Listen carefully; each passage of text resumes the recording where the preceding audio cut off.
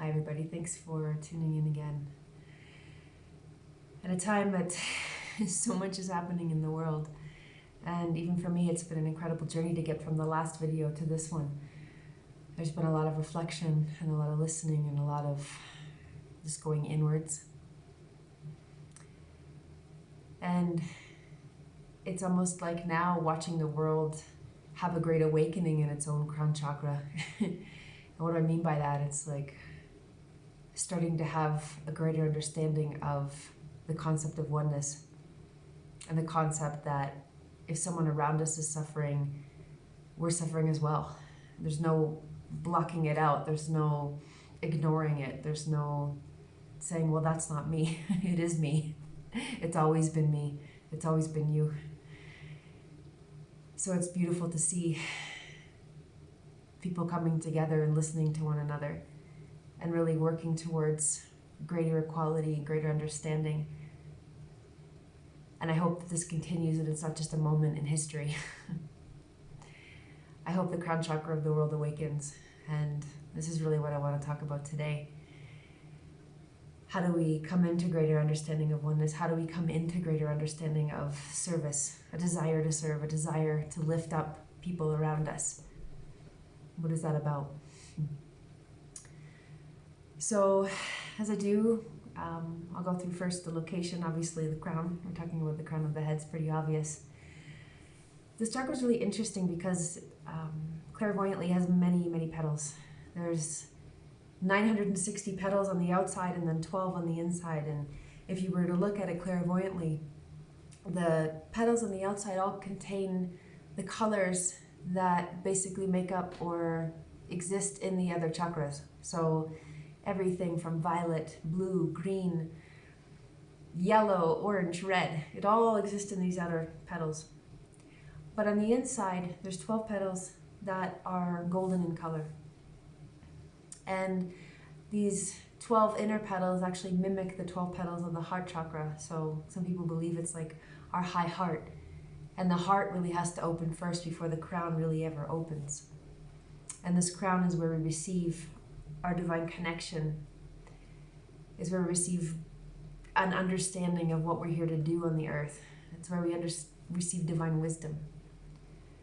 So what kind of wisdom is from the crown? My teacher tells a story of there's the mental faculty of understanding, and then there's like the Buddhic faculty, the crown faculty. And it's like a blind man versus a man who can see. And the blind man, he'll look at the animal, a tiger, well, maybe not a tiger, an elephant, something a little less, more genteel. Feel its legs, feel its trunk, really study it, try to have an understanding, but he can't really see. But through years of study and appreciation, he can get an idea of what the elephant's about. Whereas the Buddha consciousness, the person sees the elephant right away, he knows what it is. It's an understanding that comes not from studying and reading, it's just a divine knowing. And you may have experienced this in deep meditation or during a medicine ceremony where you just know something. This is what I'm talking about. The crown chakra also is indicative of our desire to serve humanity.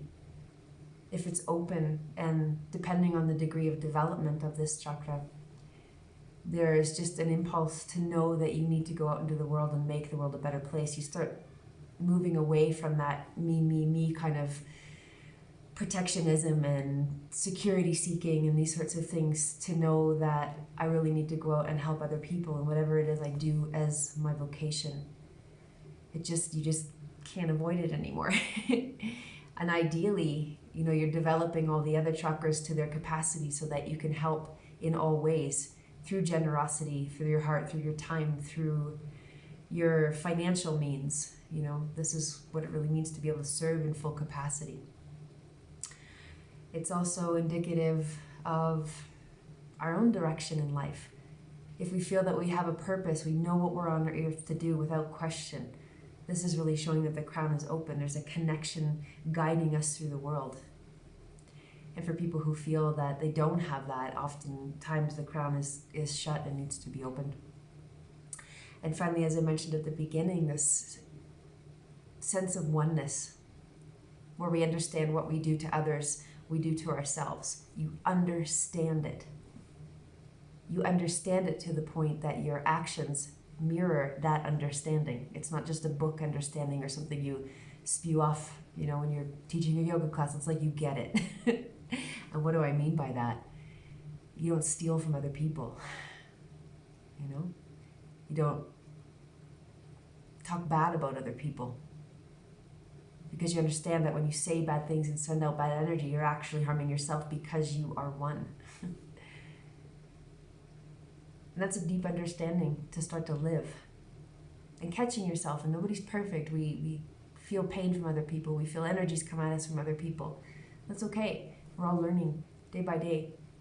But even if you slip up and you get mad at somebody, or you slip up and you make a mistake, if the crown's open, you turn around and you make amends as soon as possible.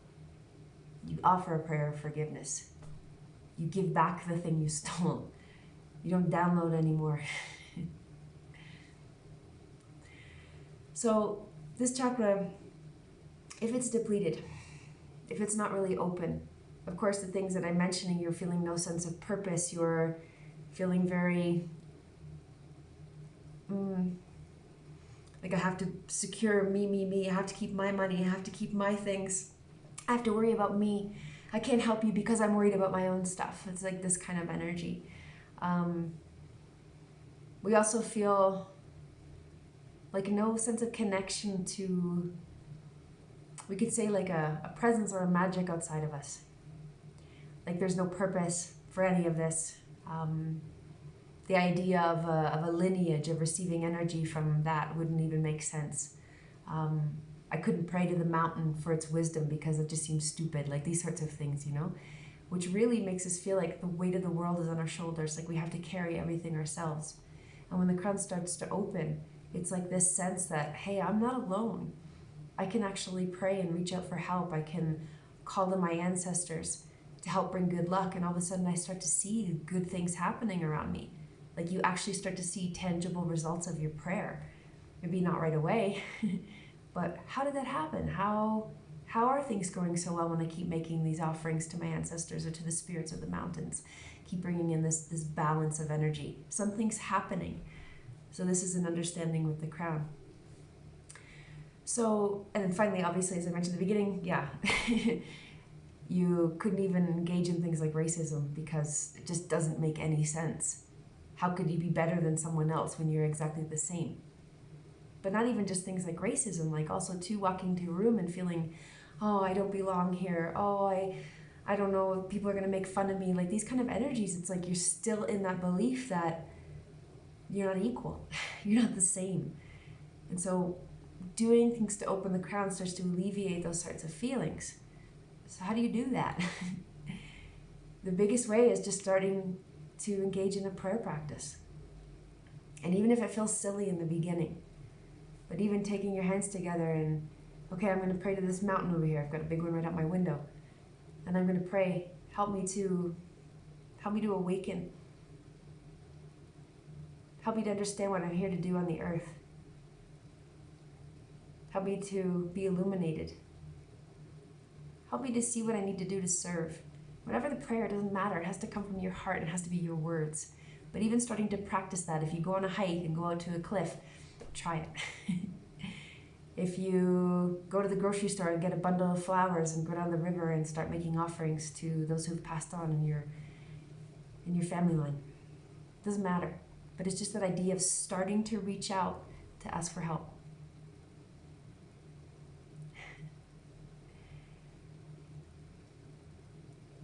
The other thing too is service. My teacher used to say, or actually he tells a story, I like this story, of two people that came in to learn about energy healing. And one of them was this traveling yogi, and he meditated all the time, and he did lots of yoga, and it was very much about his practice. And the other guy that came in, he was just there to help his mother because his mother was very sick, and he just wanted to learn how to heal her, how to help her.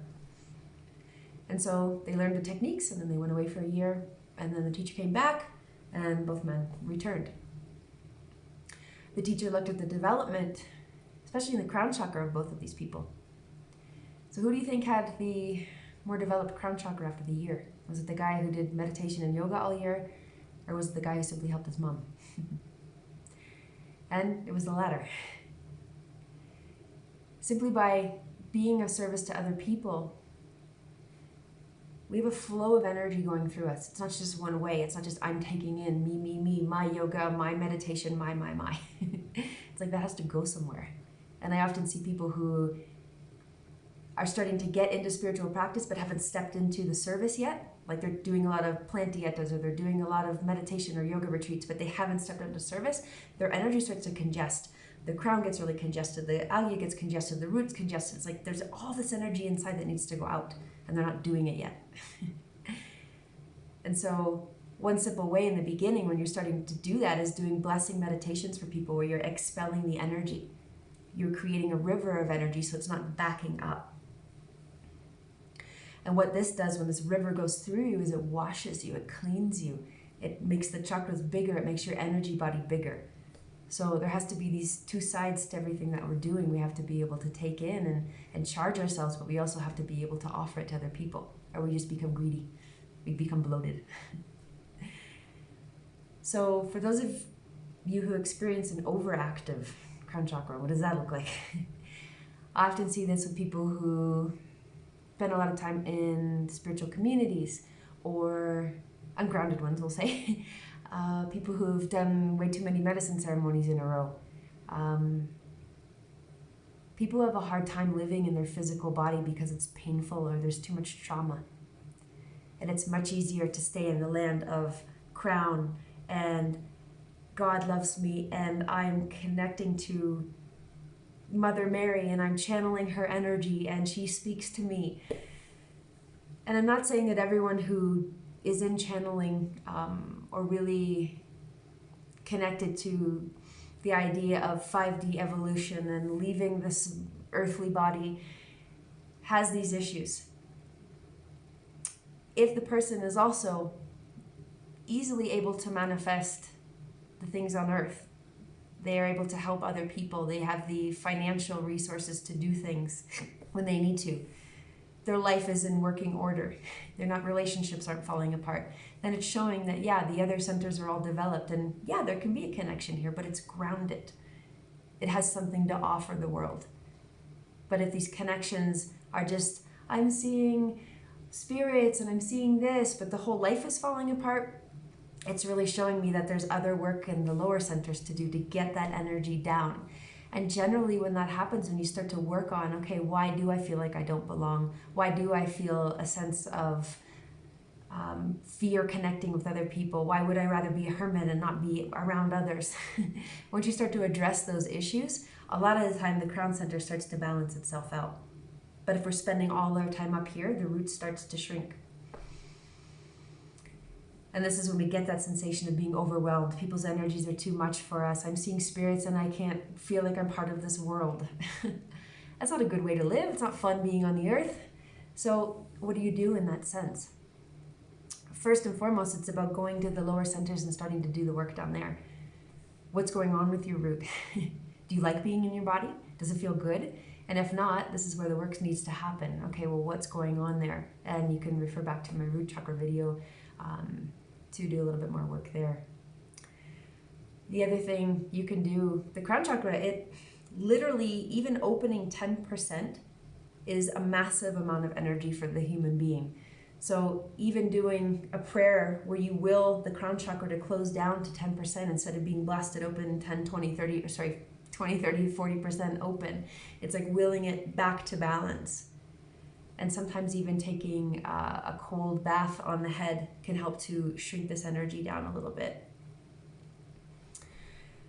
And finally too, if you're feeling really, overwhelmed by the spiritual, it's like, ask yourself, how is any of this helping me in the physical world?